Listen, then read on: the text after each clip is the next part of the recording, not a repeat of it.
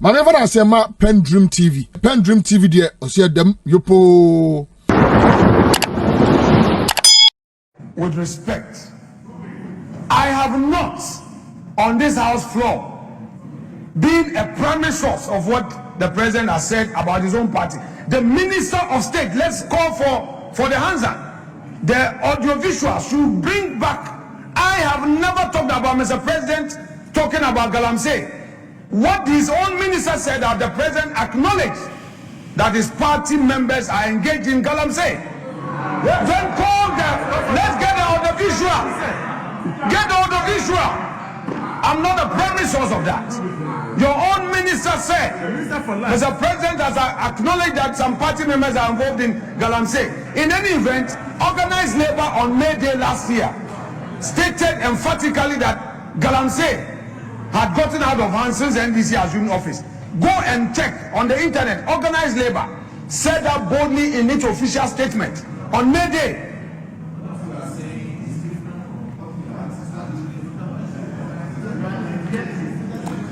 Yes, majority leader of government business.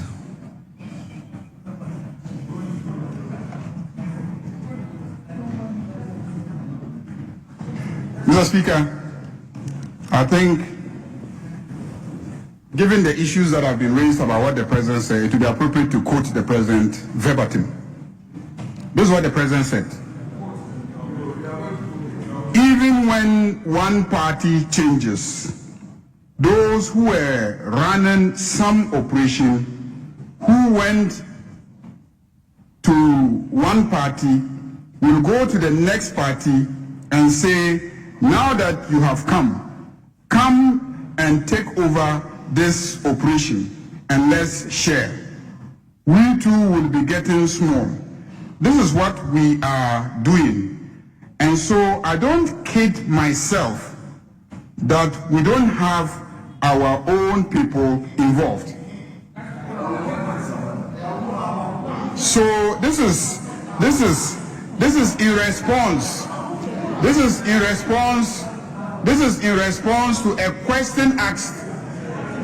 This is in response to a question asked whether NDC members were involved in Galamsey activities.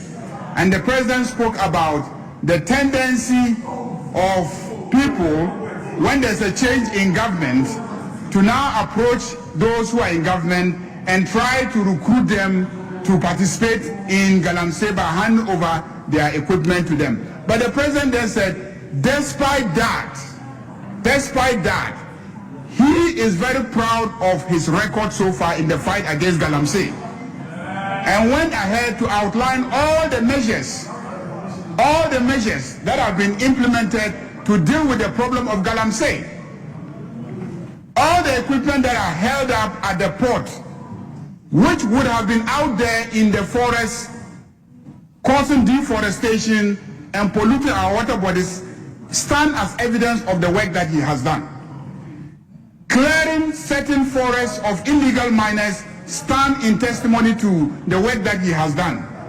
Mr. Speaker, I have said it repeatedly that the problem of Galamsey was aggravated by the involvement of heavy earth-moving machinery. Today, we can confidently say that those earth-moving machinery are not in the field carrying out Galamsey activities. The artisanal mining that has been going on since old ancient Ghana Empire, that one, it will be difficult for you to stop it completely. Artisanal mining, where the young people with their pickaxes and shovels are digging and then trying to process and get their small-scale mining, gold, that has been with us for ages. What created the problem was when foreigners moved in and started pre-financing our indigenes with earth-moving equipment.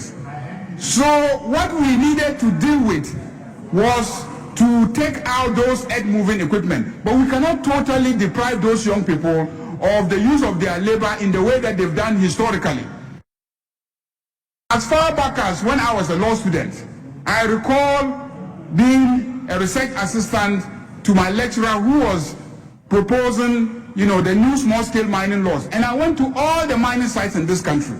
And at that time, 25 years ago, I saw artisanal mining activities, this galamsey that we are talking about today. But it was small scale, and they were just using pickaxes, shovels, digging, processing it.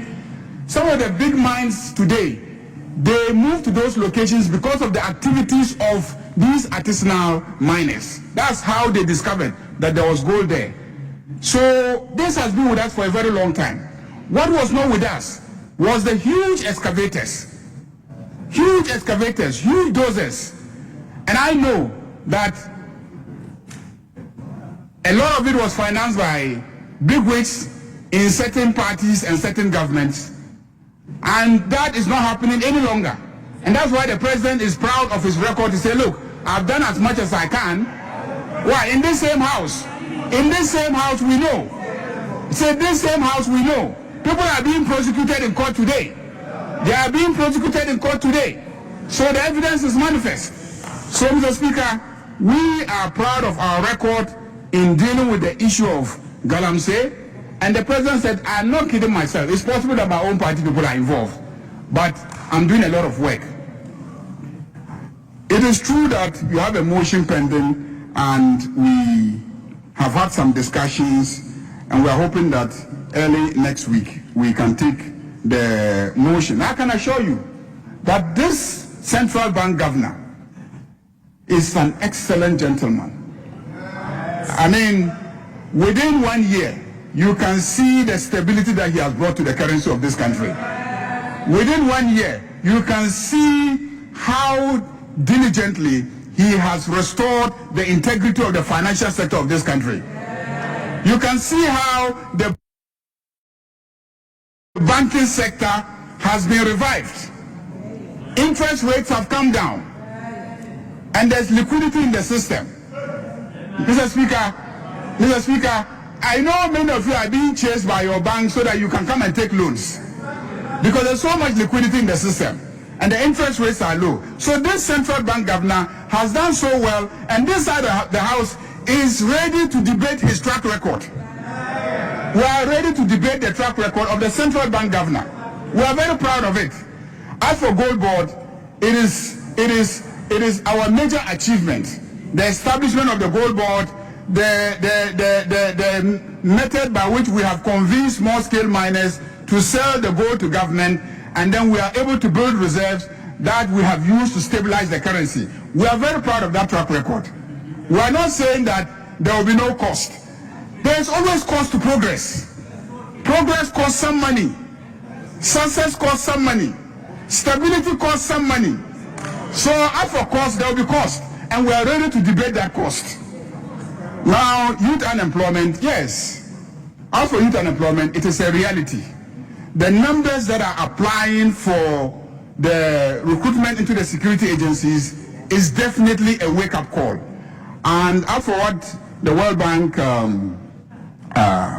president has said, I can assure you that the various ministers of education, of labor, and of course of industry, when we invite them using the proper channels, they will come and brief us as to what we are doing differently to try and create jobs for our youth. So I know that there are mechanisms by which you bring ministers to this house. And again, every Friday, I seem to have to remind you that you don't bring ministers to this house by getting up on Friday and saying that ministers have to be brought to this house. You know that ministers are brought to this house by being asked questions. You ask the minister a question.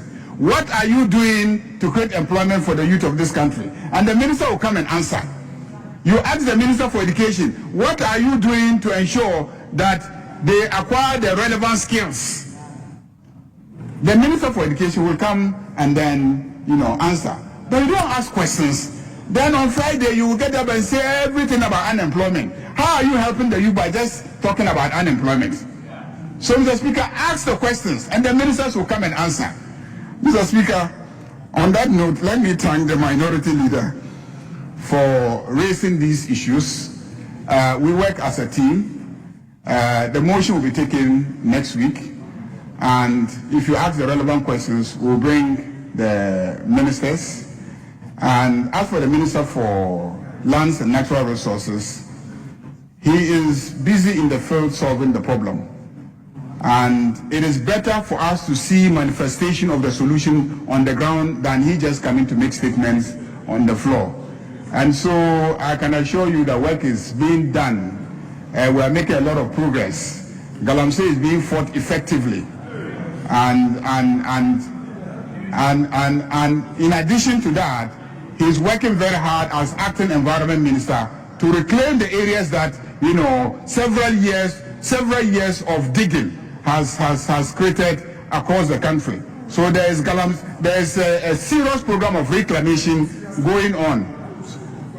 So asking the question, you come and answer the question. Mr. Speaker, I thank you very much. Our members' business statement as presented is hereby adopted.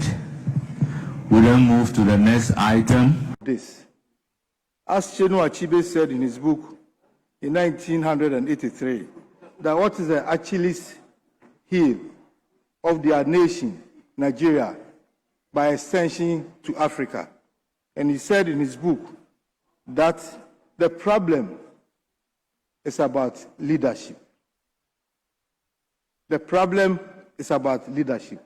Mr. Speaker, we have about 55 countries in Africa, and the total GDP of these countries is less than the GDP of Germany. It's less than the GDP of Japan. And this is making our economies very, very weak. Mr. Speaker, up to now, if after in operation, we still don't have a single card for Africans. So capital is not kept in our continent. Most of the cards that we use are either Visa, MasterCard, that is controlled by foreign countries. It is time for Africa to also have at least an Afro card that all of us are going to use to keep capital in our continent. Mr. Speaker, the maker of the statement also mentions the challenges that we face with our trade. Mr. Speaker, there are a lot of bottlenecks in Africa. Mr. Speaker, even if you have a partner, a business partner in Nigeria or in Niger, and you want to go by road to visit your supplier in Nigeria, in Niger, Mr. Speaker, if it's a 10-member committee that is going to Niger, I don't think all of you will go and come back with the same number of 10.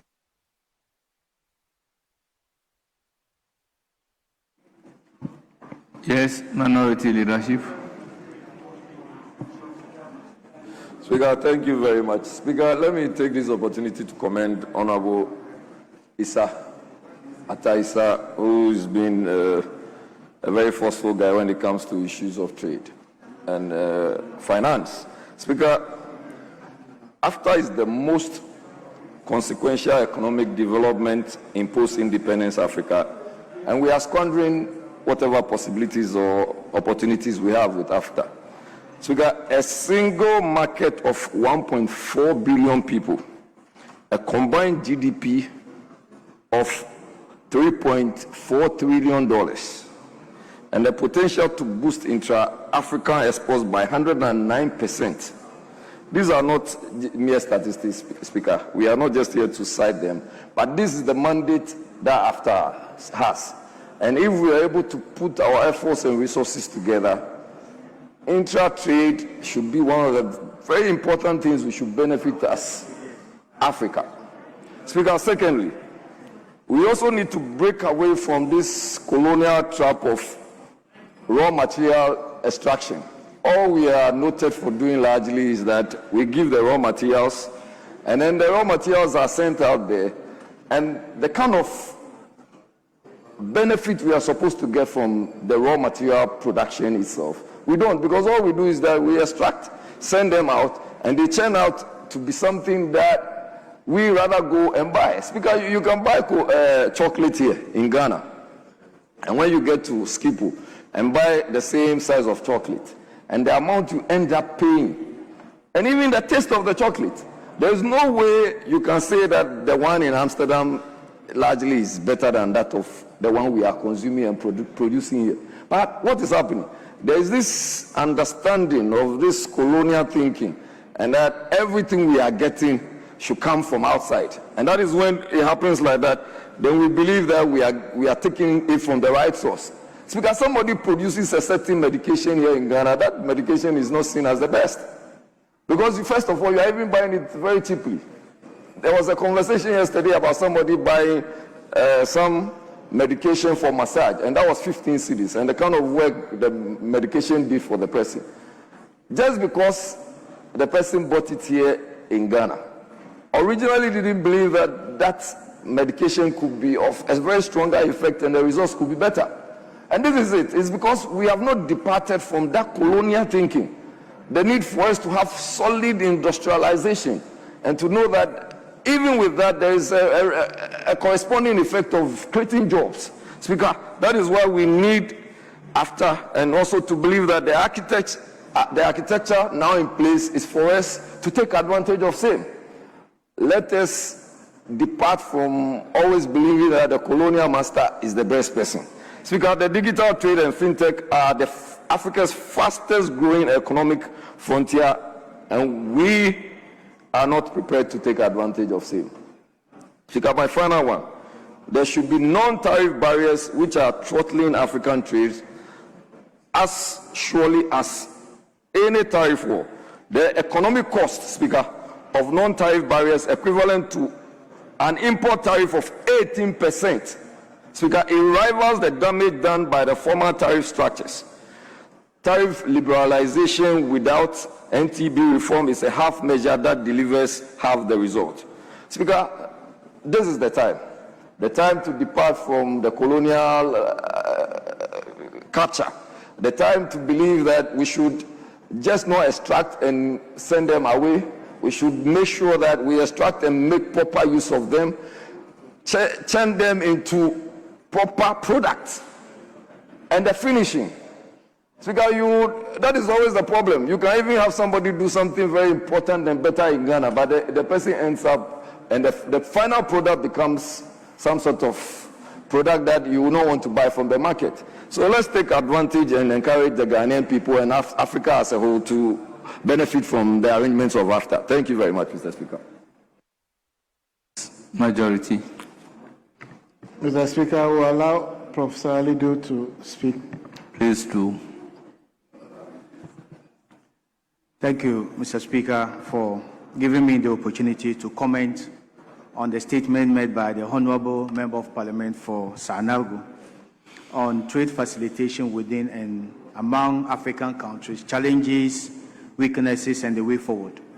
Mr. Speaker, trade is one of the most important activities that is practiced in political economy, simply because we all don't consume what we produce, and we don't produce what we consume.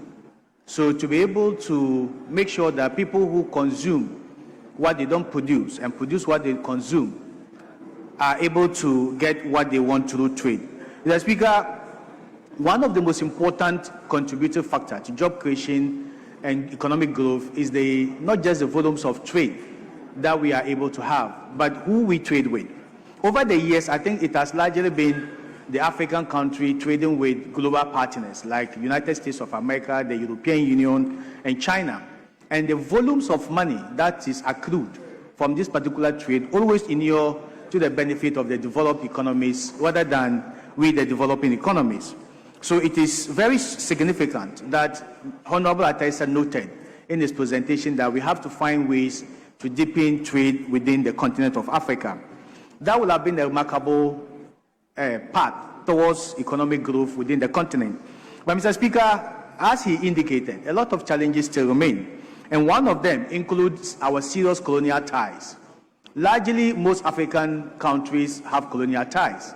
And it is very imperative from the colonial perspective that they trade largely with their colonial partners. If you look at the Francophone countries, they trade largely with France than they do with other African countries. If you look at mostly Commonwealth countries or former British colonial countries, we largely trade among Britain and the EU more than we do among ourselves. So largely the whole concept of the colonial bondage still limits our ability to trade more among ourselves compared to how we trade among them. And even if you look at the whole concept of a single currency, which become very important when we want to trade among ourselves, it has always been the idea that the African continent, largely within the ECOWAS zone, to develop a common currency called ECO. We have not been able to do that because of serious colonial interests. Because largely, if we adopt ECO and trade among ourselves, which would have been very easy and more facilitated, it is going to have a lot of implication on the strength of the CFA, which is largely a common currency among the Francophone countries. So the lack of common currency actually creates a lot of problem in our ability to trade among ourselves as a continent. The other thing has to do with lack of common goods. If you look at the continent of Africa, we largely produce primary goods, consumables, rather than secondary goods, including maybe aircraft, vehicles, and all those things. And a lot of money comes from the production of high-value products like aircraft. Because if you look at the production chain, there are segmented responsibilities that comes with it. And it creates a lot of job opportunity across the value chain up to the time that the goods are produced, compared to where we just produce local goods and agricultural materials and trade among ourselves. So we have a common products that we cultivate and trade among ourselves as Africans. So it is one of the serious challenges that hinder our ability to trade among ourselves. And last but not the least, Mr. Speaker, is the issue of political will. I think it is a matter of political will. Once our leaders are committed to the fact that they want to deepen intracontinental trade and remove all the tariffs that hinders it and all the challenges that militates against our ability to trade among ourselves, I think we should be able to do better and be able to grow the continent economically and be able to create more jobs. Thank you so much, Mr. Speaker, and I would like to commend the Honourable Member for making this very important statement. Members, let's move to statement number C in the name of Ms. Jean-Marie Fumadi, Member of Parliament for Biakuye. Mr. Speaker, the honourable member is not around, so very well. Then would order the statement to be published in the Hansard. Then we go to statement number D, standing in the name of Honourable Dr. Zaneto Ajiman Rollins. Thank you very much, Right Honourable Speaker, for the opportunity to make a statement on the need for affordable staff cafeteria facilities within corporate and institutional premises to promote urban order, worker welfare, and social security compliance. Mr. Speaker, I rise to make this statement as a matter of public urgency and the need for the provision of affordable food services within large corporate and institutional premises, including hospitals, banks, ministries, major private sector establishments, including Parliament, as this is becoming more and more relevant. Mr. Speaker, in many of these institutions, we have contract staff and permanent staff who come from different income levels, and there are laborers, cleaners, security personnel, national service personnel, clerical staff, managers, and chief executives. Yet the internal food services available within these establishments are often priced beyond the reach of the lowest paid workers. As a result, these workers are compelled to seek food from informal vendors operating on roadsides, pavements, and sometimes even in proximity to high security or ceremonial zones. This creates multiple challenges. First, it undermines the efforts by metropolitan, municipal, and district assemblies to enforce sanitation and decongestion regulations. Secondly, it contributes to congestion around critical installations and ceremonial routes, making it difficult to maintain order and security where it's most required. It also exposes the workers to unsafe and unhygienic conditions, which have implications on our public health and productivity at work. Mr. Speaker, we have already witnessed that there are successful models that demonstrate that this challenge can be addressed through deliberate planning. The Rawlings Canteen, located within the ministry's enclave, which serves workers across several ministries, has long provided accessible and affordable options for a wide range of public servants and other professionals. Food options include red, fufu, banku, various rice dishes, and even fruits. Similarly, the food court located within the Opebia House parking complex, which serves staff from institutions such as the Ministry of Foreign Affairs and other organizations in the area, shows how food vendors can be properly integrated into building infrastructure. In that case, vendors operate within designated spaces embedded within the facility and pay a modest monthly fee that contributes to sanitation and maintenance of the food courts. These examples illustrate that when food services are intentionally incorporated into institutional design and priced to be inclusive, the pressure that pushes vendors and workers into unauthorized spaces significantly reduces. Mr. Speaker, I therefore propose that relevant regulatory authorities, including the Ministry of Works and Housing, the Ministry of Local Government, Chieftaincy and Religious Affairs, and our metropolitan, municipal, and district assemblies, consider developing guidelines that encourage and, where appropriate, require large institutions, corporate entities, and public facilities to incorporate affordable cafeteria or food court services within their premises. Such facilities should be designed to cater to all categories of workers, regardless of income level, and should be integrated into planning approvals for major developments. Mr. Speaker, by embedding affordable food services into institutional environments, we can improve worker welfare, support orderly urban planning management, and strengthen compliance with local regulations. It is a practical, preventive solution that benefits both institutions and the broader public. I respectfully urge all of us to work towards policy and planning frameworks and stakeholder engagements that reflect this reality. Thank you very much for this opportunity, Mr. Speaker. Our members, that's the statement ably made. The floor is now open for comment. Well, minority leadership. I was hoping some of my colleagues would, because this is a very important statement made by. You have the floor. Save that I just was able to pull one from the council, which is not very legible. But I mean, I listened attentively and I realized that there were three major issues that she espoused: food security and welfare, basically having a clean environment, and then have a particular centralized cafeteria for workers. And she actually referred to the Rawlings cafeteria. Pardon? The Rawlings canteen.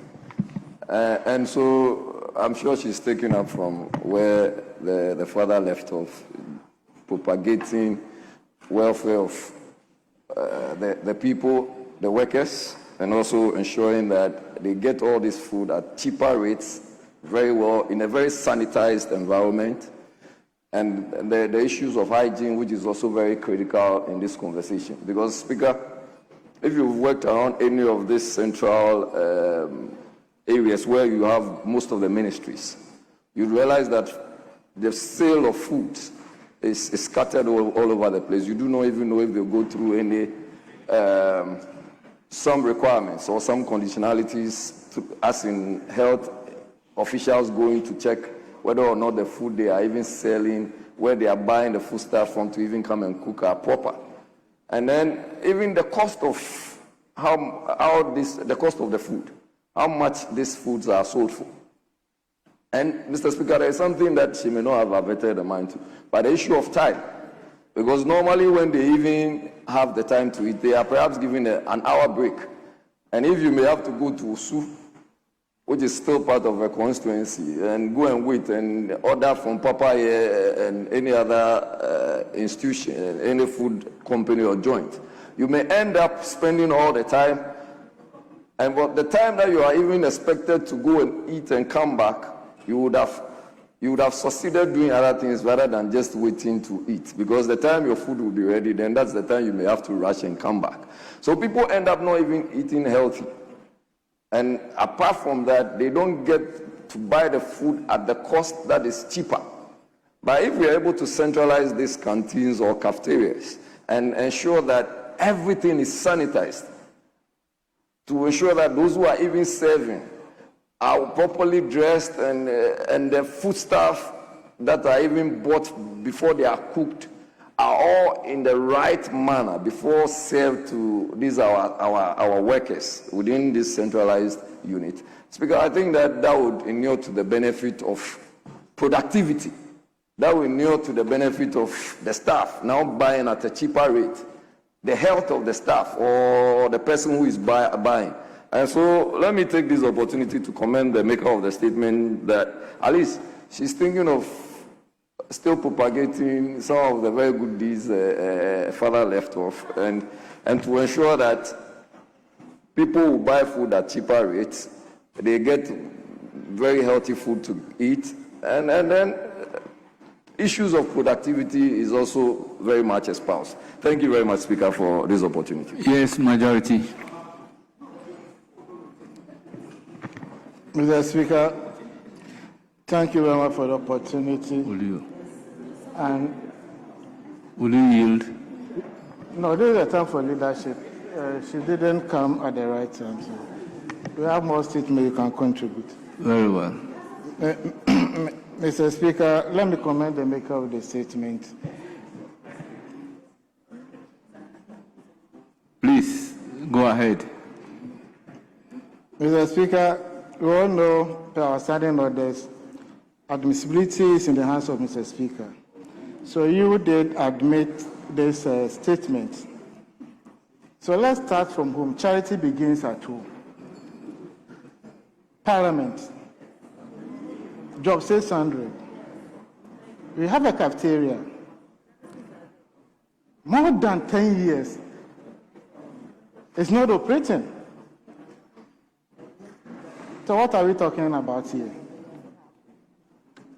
Members will sit here, sometimes we do extended sitting. We have to order food from outside. Everything has become politics. Who should operate it? NPP, NDC. And even obesity has been described as part of, what do you call it? Our sickness. You sit here, you can't find food to eat. Like Jerry was saying, you go to a cafeteria, order a food of your choice. They prepare it for you. Why do you put up this edifice and you don't engage somebody? We are ready to pay for it. It's not for free. I'm not thinking about the cost. No, it's about you. It's about your health. You travel. I traveled with you recently. Challenge, this guy is a big guy. So, Mr. Speaker. So you have to make full disclosures about your travel. Once you are bringing it to my notice, you make full disclosure. Oh yeah, I'll do that, Mr. Speaker. So, Mr. Speaker, let's try to think about welfare. Here, a former member is dead, a certain MP is dead, and we come, we read tribute, and may so rest in peace. Which peace? You suffocated a person. You didn't treat the person well. You did not create a neighboring environment for the person to operate. Right now, we are here. Today is Monday. Go to the coffee shop. If you can get even ice water to buy. And we are here trying to polish it as if it's normal. It is not normal. Elevators are not working. Air conditions are not working. Members are sitting in this severe heat. And you want them to come to work Monday to Friday.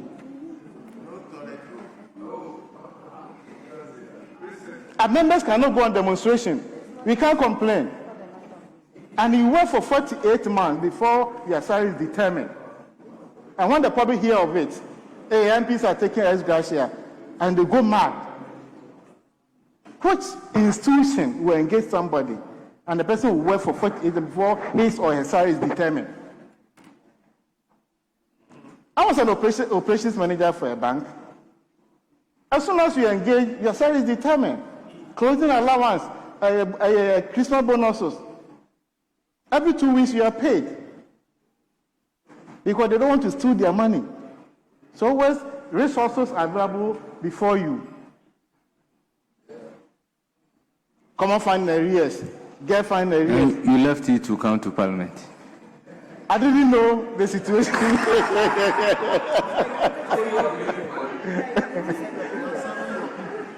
So, Mr. Speaker, that one I agree with you. You will never know until you get here. For us to face it, let's ratify the situation because all is not well. So, my honorable lady, I thank you very much for bringing up this issue. It's not about other institutions. All of us are inclusive. You can't talk, but we will speak for you. Thank you very much, Mr. Speaker, for the opportunity. That brings us to the end of that statement.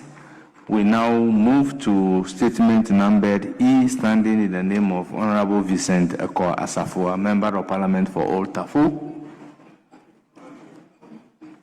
Yes, so we ask that the statement be published in the Hansard. Then we move to F, standing in the name of Honorable Gisela Tete Agbotui, Member of Parliament for Ewutu Senya West.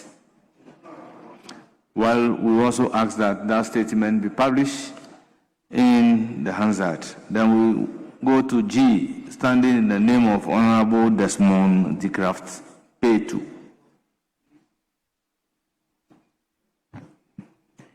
Thank you, Mr. Speaker. I rise on to make a statement on the World Wildlife Day 2026. Mr. Speaker, I'm deeply honored to speak today in celebration of World Wildlife Day 2026, a day established by the global community to acknowledge the incredible diversity of our planet's wildlife and to reaffirm our collective commitment to conservation and sustainable resource management. This significant occasion serves as a reminder that wildlife is not only a source of national pride and ecological stability, but also a crucial factor in economic growth, cultural heritage, and the livelihoods of communities. Mr. Speaker, this year's celebration themed is Medicinal and Aromatic Plants, Conserving Health, Heritage and Livelihoods. It is both timely and relevant, especially for Ghana, where biodiversity is deeply connected to our healthcare, cultural heritage, and economy. Medicinal plants remain vital in primary health care, particularly in rural and undeserved areas and worldwide. Up to 95% of people in developing countries depend on traditional plant-based medicines. Mr. Speaker, it is encouraging to see that our country has renewed its dedication to environmental sustainability and wildlife conservation through policy reforms and strategic actions. Mr. Speaker, although these efforts are laudable, significant challenges remain. The ongoing decline in biodiversity threatens food security, public health, and economic stability.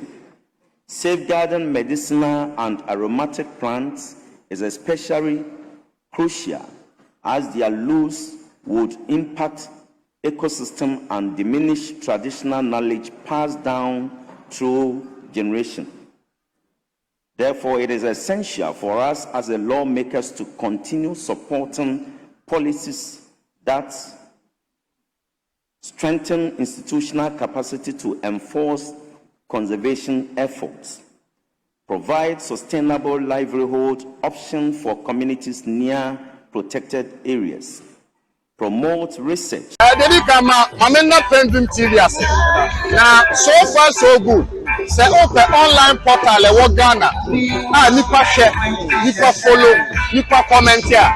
To my best of knowledge, without any biases, PENDREAM TV.